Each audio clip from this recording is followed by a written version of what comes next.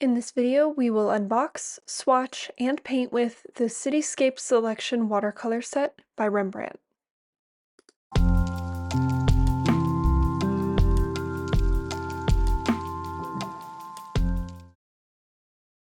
As an art ambassador for Royal Talons, I've been fortunate to try a lot of their different sets, and I thoroughly enjoyed using this one, so I'm going to just share my thoughts with you on this palette and also give you a couple tips as we go along. This Cityscape selection has 12 10mm tubes as well as a full-size sable brush. And if you've watched my other videos, you'll know that I typically prefer the pans, but I'm coming around to the full tube sets instead, actually. So, it has a standard aluminum palette, as it always does. Rembrandt is a professional watercolor paint, which means that it's going to be very pigmented and also has a very pure gum arabic binder. As you can see, we have a very wide range of different colors, and I'm going to go through the colors one at a time as we swatch. Also, just wanted to point out the size 6 round red sable brush. This is a very nice brush, and it's full size if you get the set with the tubes, as opposed to the pans, you get a folding pocket travel brush.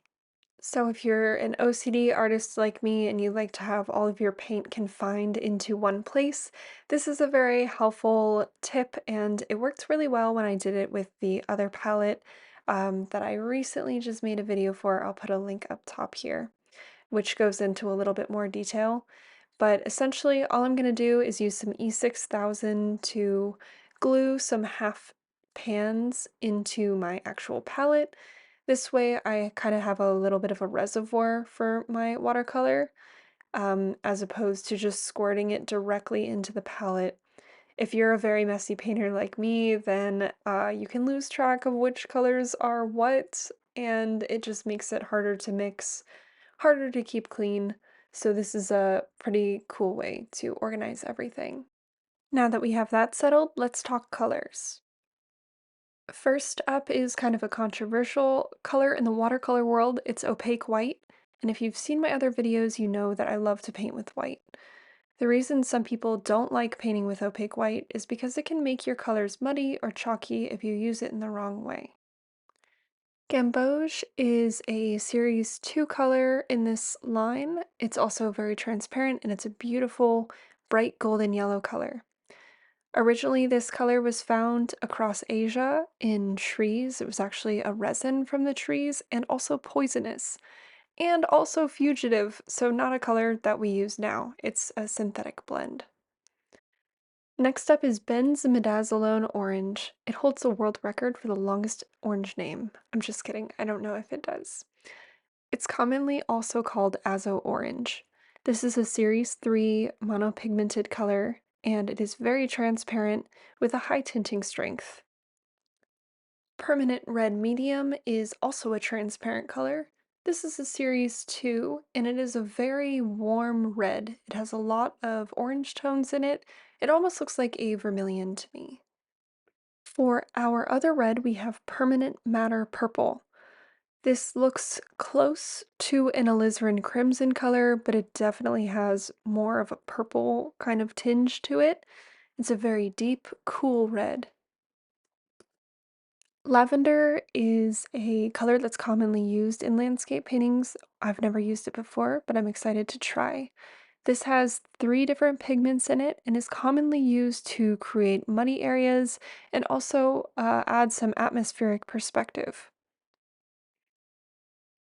Now we have cobalt blue, which is a series 3 color because of that cobalt. It is a granulating color and it is semi-transparent. For our other blue, we have phthalo blue greenish. This is a transparent color and is very high staining.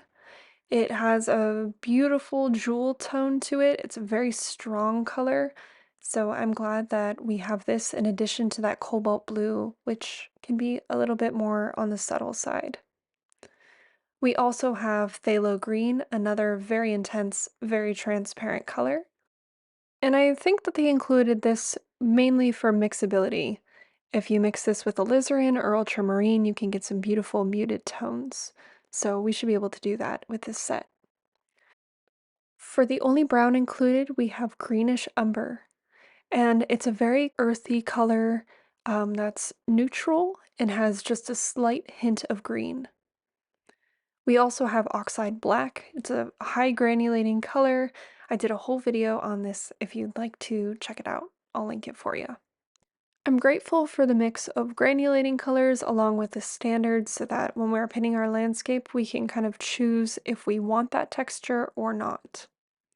Spinal gray is a color I'm not familiar with. It's the last color of the set, and it kind of seems like a neutral gray. It almost looks like an ivory black, but when it dries, it ends up being a little bit more on the light side. Like many of their other watercolor palettes, this doesn't specifically look like you can only paint cityscapes with it, and I'm unfamiliar with a couple of the other colors, so I thought it would be fun to play around with them and see what I can come up with. In particular, I had never really used the lavender before, so I mixed a couple different colors into it to see how it would come out.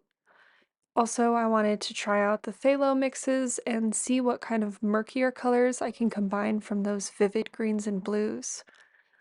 The palette does lend itself to being able to give you a lot of different things if you want vibrant colors or more muted. So I don't think it's exclusive to cityscapes at all, but you'll just have to be more deliberate with how you mix your colors. So let's see what these colors can do. I'm going to be painting on a watercolor block by Rembrandt. It's 140-pound, 100% cotton paper, and I'm going to be painting a scene from the most recent Godzilla movie, Godzilla Minus One.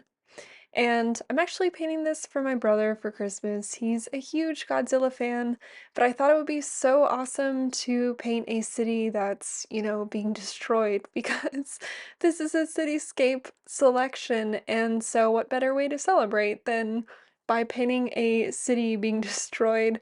Now, of course, there isn't actually much of a cityscape going on in this. It's quite small in the painting. I do see that. So I'll probably be using this set again to try to paint a more traditional city scene, but it's kind of like almost a running joke at this point that I use the sets for not their intended purposes. Anyway, this is a very iconic scene from the movie where this gorgeous woman is looking outside the window of a trolley and she sees Godzilla destroying the city, but we see the reflection of Godzilla in the window pane itself. So, my idea for this was to try to render her as tightly and clearly as possible while keeping everything in the background very loose and blurry as to make it look like a reflection. After I plugged in all my colors, I went in with the opaque white and did uh, a, a layer to really reestablish all of my highlighted areas. I felt like it was starting to get a little bit lost. I wanted her face to be a lot brighter than the background, so you'll see me going back and forth between adding color and layers of opaque white. It's interesting painting with this palette because it has the opaque white, which I really enjoy, and then the oxide black, which is one of my new favorite colors as well. Um, so I was delighted to see those within this set, and I'm also really excited to try out that lavender color. I used it to push back a lot of the cityscape itself, and generally just to make colors a little bit more muddy. Painting Godzilla was kind of a chore because I wanted to paint him highly detailed and paint all those awesome crevices and lines and scales and stuff that he has, but I had to not do that because I wanted him to look like he was a reflection. So you'll see me like tightening it up and then taking a wet brush and loosening it again. There was also multiple points where I sprayed it with a water mister just to diffuse all my edges and everything a little bit. And yeah, I ended up like I didn't want Godzilla to look too reflective. Like the reference photo that I was painting from the movie, he kind of just looks like a blob. And because this is a painting and my brother loves Godzilla, I wanted him to be a little bit more defined, but not too much because then it destroys the illusion of it being a reflection. So you'll see me going back and forth between the two, and you'll definitely have to let me know in the comments if you think it worked or not.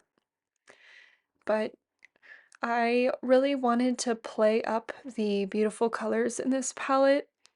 The reference that I was painting from the movie was a lot more subdued and had a lot more orange in it, which I think is very beautiful, but I wanted to play up the blues and greens because his favorite color is blue.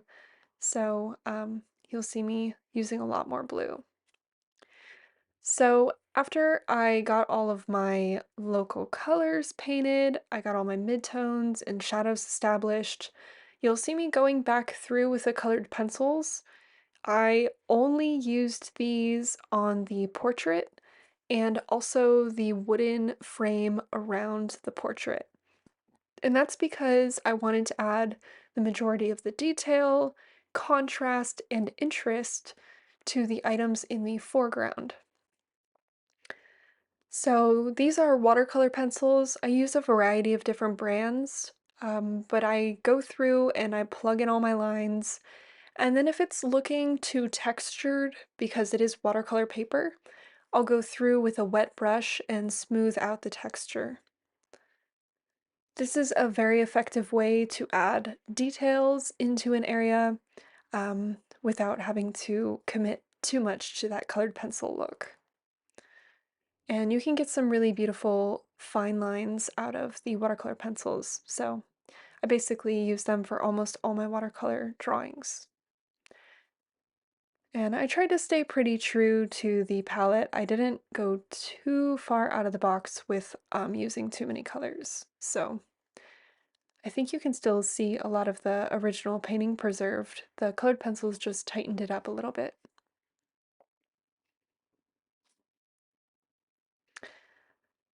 So after I got my colored pencils done, I went back in with my watercolor. I wanted to add more patterning into the shirt. This is a timepiece movie, and so I think that the clothing really is a big part of that. And also, I'm pattern obsessed. I love painting patterns. So this was a great opportunity to sneak one of those in.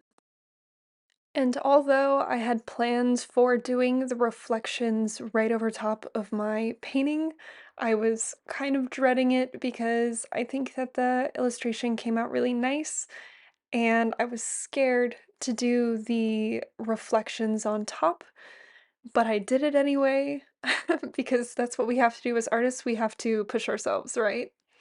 So I cleared off my desk, I got some tracing paper out, and I just took some white acrylic ink and tried doing highlights in a couple different areas to see how they would look.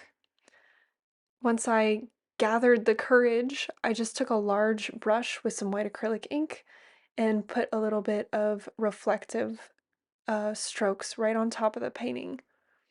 I tried to use as little water as possible because that cotton paper will soak it up and diffuse the edge, and it will kind of get rid of that reflective look. So I'm hoping that these reflections really help push the narrative of Godzilla being reflected on the window and our beautiful lady being in the foreground. So I trimmed my paper off the block, and if you're not familiar with blocks, it's essentially just paper that's glued on all four edges so you don't have to stretch your watercolor paper.